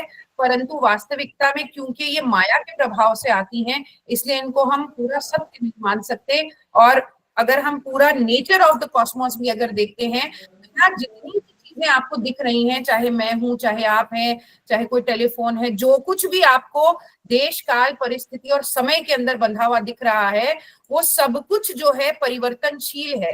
वो जैसा दिखता है वो वैसा होता नहीं है, और जैसा होता है वो वैसा रहता भी नहीं है। इसको मैं एक उदाहरण से अगर आपको समझाऊं तो, क्योंकि दो प्रेमी हैं, उनके अंदर प्रेम हुआ, लेकिन उन दोनों के अंदर तीन गुण भी हैं, हमें याद रखना है, तमस, रजस और सत्व। और अलग अलग उम्र के अंदर, भले ही प्रकृति जब हम पैदा होते हैं हमारी मूल प्रकृति डिसाइड हो जाती है, लेकिन उसके बावजूद अलग अलग जब हमारी उम्र होती है, अलग अलग देश होता है, काल होता है, हमारे अलग अलग तत्व जो है वो प्रभावी हो जाते हैं। और यही कारण होता है कि एक स्त्री जो है वो कष्ट में आ जाती है जब उसका प्रेमी जो है उसके साथ एक जैसा बर्ताव नहीं करता। वास्तविकता में यहाँ पर प्रेमी की गलती नहीं है, क्योंकि वो प्रेमी जो है वो हमेशा परिवर्तनशील ही था। माता के गर्भ में बीज स्वरूप में था, फिर बाहर आया तो 4 साल की उम्र में वो कुछ और था, 8 साल में कुछ और हुआ, 20 साल में वो बदल गया, फिर 40 साल में वो कुछ और हो गया। तो प्रेमिका परिवर्तनशील चीज से ऐसी कामना करती है कि ये परिवर्तित ना हो, स्थिर रहे। तो यहाँ पर गलती जो है उस चीज की नहीं है, अपितु प्रेमिका की समझ की है। उसी प्रकार तो ये पूरी सृष्टि जो है ये पंच महाभूतों और 3 गुणों से निर्मित होती है, और जो भी इन पंच महाभूतों और 3 गुणों से निर्मित होता है वो अविद्या की कैटेगरी में आता है, वो माया की कैटेगरी में आता है, और इसलिए वो कष्ट का कारण ही बनता है। सो माया का नेचर है कि वो आपको प्रॉमिस कुछ और करेगी और आपको देगी कुछ और। सो इसी प्रकार से यदि आप देखें तो जो बहुत ज्यादा, चलिए मैं उस एग्जाम्पल पर नहीं जाऊंगी, पर हाँ, हम अक्सर सोचते हैं जब हम शादी कर लेंगे तो जीवन हमारा बड़ा अच्छा हो जाएगा, या हम पढ़ाई कर लेंगे तो हमारा जीवन बहुत अच्छा हो जाएगा, लेकिन वास्तविकता में ऐसा होता नहीं है। शादी करने के बाद ही कष्ट का जो है चक्र शुरू हो जाता है। एक पढ़ाई को खत्म करते हैं, कॉलेज को खत्म करते हैं तो मास्टर्स करने का स्ट्रेस आ जाता है, मास्टर्स को करते हैं तो हमारे को जो है वो नौकरी का स्ट्रेस आ जाता है। वो जो इंद्रधनुष की तलाश हम कर रहे होते हैं वो कभी हमें प्राप्त ही नहीं होता, क्योंकि ये जितने इंद्रधनुष हैं ये माया है, ये दिखते हैं पर होते नहीं। जी मैम, बहुत बहुत धन्यवाद ma'am. Thank you ma'am. Amina खातून जी का शायद कुछ प्रश्न था, आप ऑडिबल होकर क्वेश्चन पूछ सकती हैं।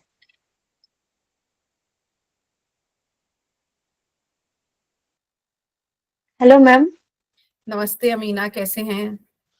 मैम बहुत हो, आप कैसे हैं मैम? बिल्कुल ठीक हूँ मैम, निर्गुण ब्रह्मा इज पर्सनल और इम्पर्सनल गॉड? निर्गुण जो है इम्पर्सनल होते हैं, निर्गुण सभी का मूल स्वभाव है अमीना। सो निर्गुण जो है वो पर्सनल हो ही नहीं सकते। निर्गुण ब्रह्म है, ब्रह्मा नहीं है। सो निर्गुण पर्सनल इसलिए नहीं हो सकते क्योंकि पूरी सृष्टि तो मैं एक बात कह रही हूँ, मतलब मेरे शब्द बता ही नहीं सकते कि उनके विषय में कुछ बोल ही नहीं सकते, इसलिए उन्हें अनिर्वचनीय कहा गया है। उनको केवल समझा जा सकता है अनुभूति से, कोई डेफिनेशन उन्हें बता नहीं सकती, कोई रूप उन्हें दिखा नहीं सकता, कोई नाम उनको डिफाइन नहीं कर सकता, कोई लिमिटेशन नहीं है। वो अनंत कोटि ब्रह्मांड भी बन सकते हैं, सूक्ष्म कण भी बन सकते हैं। तो it is beyond definition, and because it is beyond definition, it is beyond being personal. Okay, ma'am. Thank you, ma'am. जी, thank you ma'am. Puja Tripathi. The Lord Shiva. Sir, I'm extremely sorry, sir. Please give others time to question, sir. Please, sir. पूजा त्रिपाठी जी का कुछ प्रश्न था, शायद आप पूछ सकते हैं। पूजा त्रिपाठी जी, आप अगर प्रेजेंट है तो यहाँ पे। हेलो, प्रणाम मैम। प्रणाम पूजा, कैसे हो? मैम मैं ठीक हूँ। मैम एक्चुअली मैम मैं ब्लॉग लिखती हूँ, तो मेरे मतलब माइंड में ये बात आई कि क्या माया की अवधारणा को हम आज वर्चुअल रियलिटी के साथ जोड़ सकते हैं, आभासी वास्तविकता के साथ? बिल्कुल बिल्कुल। देखिए, इसको समझाने के लिए आपको 3 स्तर बताती हूँ, शंकर जो बताते हैं, अन्य अपने चाहे वो ब्रह्म सूत्र भाष्य हो, अप्रोक्ष अनुभूति हो, इन सभी जगहों पे वो 3 स्तर बताते हैं, 3 लेवल्स और 3 रियलिटीज, जिसको प्रतिभाषिक, व्यावहारिक और पारमार्थिक बोला गया है। प्रतिभाषिक अर्थात जो हम स्वप्न में या नशे की अवस्था में जिन चीजों को हम फील करते हैं, महसूस करते हैं। यहाँ पे हम स्वप्न का ही एक एग्जाम्पल लेते हैं कि आप स्वप्न में गई, आपने स्वप्न में अपना छुटपन देखा, छुटपन में आपने खिलौना देखा, खिलौने ही नहीं, आपने अपनी उन दादी को भी देखा जो अब शायद नहीं है, या ऐसे किसी मित्र को देखा जो शायद अमेरिका में है या अब वो एग्जिस्ट ही नहीं करता, मृत्यु हो चुकी है। अब क्या हुआ कि उस समय में आप ही एक चेतना है जो खिलौना भी बन गई, घर भी बन गई, वहां उस घर में जो सोफा पड़ा था वो भी आप बन गई, मित्र भी आप बन गई, और दादी भी आप बन गई, सब कुछ वहां पर आप बन गई, बच्चा भी आप बन गई, और अपने ही ड्रीम में आपने अपने आप को देख भी लिया और पहचान भी लिया एक अलग रूप में। तो प्रतिभाषिक जो है वो जो है माया के नीचे ही आता है, इट इज इल्यूजन। लेकिन जब आप जागृत अवस्था में आती हैं, when you wake up from your dream, so you realise कि स्वप्न से ज्यादा रियल ये लाइफ है। लेकिन आपको ये याद रखना है कि ये लाइफ और उस स्वप्न के फंडामेंटल्स एक ही हैं। फंडामेंटल्स कैसे एक हैं? वो जो स्वप्न आपने देखा था वो रियल था। रियल क्यों था? क्योंकि आपने उसको महसूस किया। और कई बार तो इतना महसूस लोग करते हैं कि उनको झटका लग जाता है, या कई लोग यूरिनेट कर देते हैं बेड के अंदर, इतना रियल होता है ड्रीम। सो रियल क्यों है? क्योंकि वो आपने एक्सपीरियंस किया। और अनरियल क्यों है? क्योंकि वो रहता नहीं है वैसा। सो ना वो रियल है और ना वो अनरियल है। तो माया का यही लक्षण है, ना वो रियल है ना वो अनरियल है। और जब आप इस दुनिया में आते हैं, मतलब जब आप जागते हैं अपने ड्रीम से, तो आप रियलाइज करेंगे कि इस दुनिया के अंदर जितनी भी चीजें आप उनको एक्सपीरियंस करते हैं, परंतु वो रहती नहीं, आपके हाथ से छूट जाती हैं। सो वो रियल है क्योंकि आप उन्हें एक्सपीरियंस करते हैं, वो अनरियल है क्योंकि वो वैसी रहती नहीं है जैसा आपने उनको जाना था। सो ना वो रियल है और ना ही वो अनरियल है। सो जो भी चीज के ऊपर ये चीज अप्लाई करेगी कि ना वो रियल है और ना ही वो अनरियल है, चाहे वो ये एक फोन ही क्यों ना हो, वो सब माया के नीचे आएगा। Thank you ma'am. Thank you. Thank you ma'am. और किसी का प्रश्न है तो वो पूछिए, यही लास्ट क्वेश्चन होगा क्योंकि इट्स ऑलरेडी 8:22 PM। और किसी का कुछ प्रश्न है तो एक्सक्यूज मी मैम, प्रभाकर बोल रहे हैं। प्रश्न तो नहीं है मैम, पर फ्यूचर के लिए मोबाइल नंबर लेना चाहते हैं। फ्यूचर में अगर कोई ऐसा दिक्कत होगा, मतलब कोई भी प्रॉब्लम उसके टेलीग्राम पर मैं हूँ, आप उस पर मुझे प्रश्न पूछ सकते हैं। मेरा ईमेल आईडी है, आप उस पर भेज सकते हैं। आपको इंटरनेट पे मिल ही जाएगा मेरा ईमेल आईडी। तो मैं हूँ सदा, आप जब भी प्रश्न पूछेंगे आपको 1 से 1.5 दिन में उसका रिप्लाई मिल जाएगा। ईमेल आईडी भेज दीजिए मैम। हाँ, मैं आपको मिल जाएगा, इंटरनेट पे आप खोजेंगे तो मिल जाएगा। ठीक, thank you ma'am. Excuse me ma'am, हाँ धानी, बताएं। Good evening ma'am. Good evening. Ma'am, हम अक्सर ऐसे होते हैं कि हम जब वेदांत के बारे में सुनते हैं तो हमें रियलाइज हो जाता है कि हाँ ये बिल्कुल सही बात है, पर अगर जब हमें उसके ऊपर एक्शन लेना होता है तो हम नहीं ले पाते। हाँ कि बिल्कुल। अगर हमें अपनी दिनचर्या को सुधारना है, हमें योग करना है, हमें मेडिटेशन करनी है, हम ये नहीं कर पाते। अगर मेरे साथ ऐसे होते कि अगर मैंने 1 दिन किया तो 2 दिन भी किया, पर तीसरे दिन नहीं हो पाता। तो ये साइकिल को कैसे ब्रेक किया जाए? ये सिर्फ वेदांत के साथ नहीं है, ये हर जगह पर है।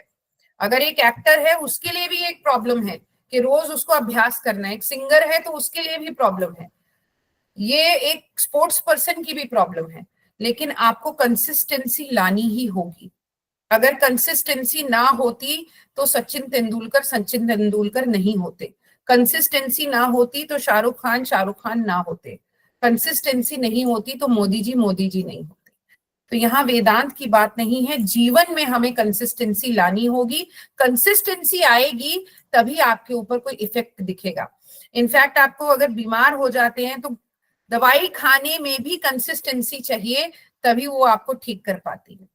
सो ये तो आपको जो है थोड़ा सा तप करना पड़ेगा। तप का मेरा ये मतलब नहीं है कि पहाड़ों में चले जाओ, तप का मतलब मानसिक तप करना पड़ेगा कि मुझे ऐसा करना है, जब तक कि वो आपकी हैबिट ना बन जाए। Okay ma'am, thank you so much. Right. Thank you and we are closing this Q&A session here. और मैम को बहुत बहुत धन्यवाद आज हम सबके सत्र में आने के लिए। सच में ही बहुत सुंदर सत्र था आज का जो है। इस प्रसंग में बहुत कुछ चीज याद आ गया, जो कि हम भी अद्वैत वेदांत के छात्र हैं। तो सच में और एक बार चर्चा हो गई, हम सबकी चर्चा हो गई। अमित कुमार देव भैया जो थे, एंकरिंग किए थे शुरू में। he was the CEO and founder of this BSSCI Search to Research. He and I am also the student of Advaita Vedanta. We have some special papers when we are studying in Sanskrit, master's courses in Ramakrishna Mission Vivekananda University.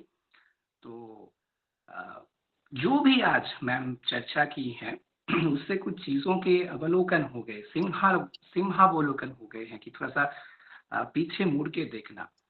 आज 26 दिसंबर है, 25 दिसंबर जो बीत गया सब, उसके पहले 24 दिसंबर रात को एक बहुत सुंदर चीज हुई थी।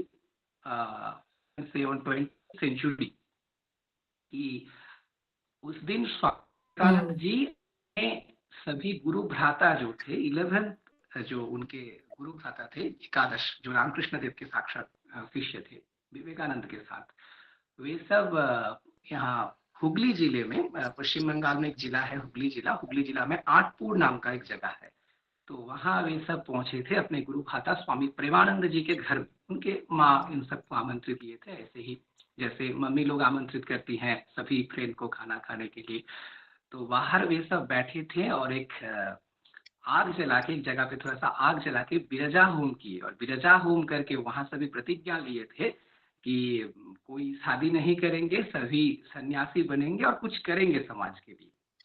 तो यहाँ से यात्रा शुरू हुई। ऐसा कुछ हमारा भी प्रण है कि इसीलिए हमने भी जो है कोई अभी तक विवाह नहीं किया, क्योंकि फिर आपका जो है दिमाग जो है वो स्थिर नहीं रह पाता। तो उसके बाद फिर उन सब का वे सब अपनी यात्रा शुरू किए थे। बेलूर मठ की प्रतिष्ठा हुई थी और स्वामी जी बेलूर मठ में, मैम यहाँ पे बोल रही थी कुछ देर पहले कि जो श्रृंगेरी इत्यादि जो 4 मठ है, श्रृंगेरी, गोवर्धन इत्यादि 4 जो मठ है, सभी मठ में सामने जो बायोडाइवर्सिटी है वो नदी के संलग्न हिस्से में हो, जंगल में हो, जहाँ कहीं पे भी हो, शंकराचार्य जी के तत्वावधान में दिए गए थे कि वहाँ की जो बायोडाइवर्सिटी है, जीव वैचित्र जिसको हम लोग बोलते हैं, कि उसकी रक्षा करनी होगी। तो ये कौन इनफैक्ट उनकी महामठानुशासनम जो है, मठानुशासनम, महामठानुशासनम जो जगतगुरु आदि शंकर की है, उसमें वो वर्णन करते ही हैं इस बात का। हाँ। तो यहाँ पे स्वामी विवेकानंद जी गंगा के तट पे जब बेलूर मठ का उद्घाटन किए थे, बेलूर में भी बहुत सारे पौधे लगाए थे। कॉन्सेप्ट यही था शंकराचार्य जी का जो कॉन्सेप्ट है, क्योंकि परम वही है, उनके परम गुरु के नाम था तोतापुरी, जो मठ से रिलेटेड है, पूरी मठ से आए थे। रामकृष्ण को दीक्षित किए थे। कृष्णदेव का टोटल नाम हुआ था, भले ही वे कभी भागवत धारण नहीं की। उनके फोटो भी हम लोग देखेंगे तो एकदम नॉर्मल जैसे साधक जैसे भी। तो रामकृष्णन संप्रदाय, मैम जो बोल रही 10 विवेक वाला, तो टोटल से आया है कि आम का पेड़ यहाँ आम लगाया जाए इन सब जगह पे। बहुत छोटी चीज है, लेकिन बहुत इन चीजों के कौन मिलता है। कुछ पाले थे, कुछ बतख पाले थे, कुछ माने मठ में ही। सो ऐसे वेदांत के साथ ज्यादा से ज्यादा विवेकानंद को विषय में जाने, उनका प्रैक्टिकल वेदांत वो पहले ही वेदांत हमारे शास्त्र जो था प्रैक्टिकल साधना में जो कुछ उसी समय कई आपकी आवाज बहुत कट रही है, कुछ समझ नहीं आ रहा है। हाँ, जो क्लियर आ रहा, अभी थोड़ी क्लियर है, बीच में कट रही है। क्लियर आ रहा है मैम? जी जी जी।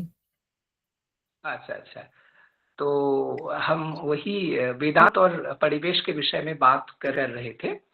तो जो शुरू से लेकर पूरा वेदांत जो है वो प्रैक्टिकल वेदांत, और उसी के साथ साथ जो आध्यात्मिक स्तर पे भी जो है उस चर्चा, दोनों चर्चा में भी थी। बीच में 15th century, 16th century, 17th century में कुछ घट गया था, वो मध्य युगीय स्तर हम लोग उसको बोलते हैं। बाद में वो चर्चा हो रही है, और मैम जो बोल रही हैं एकदम माने हम उसमें एग्री करते हैं कि हमारे यहाँ से पाश्चात्य में वो गया है। वो लोग आज बोलते हैं कि वेर वेगान, हम लोग बचा रहे हैं जंगल को एक्सेट्रा, लेकिन वो चीजों को यहाँ से ही अडॉप्ट करके लेके गए हैं।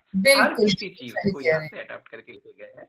और वहाँ शुरू में मैम एकदम धारणा जो है वो सृष्टि के बाहर है ईश्वर, हाँ। और यहाँ पर सृष्टि के कण कण ईश्वर। में व्याप्त है ईश्वर। एकदम एकदम एकदम। तो, तो इन सभी चर्चाओं को मैं एक साथ आनंद आकलन जी, किए।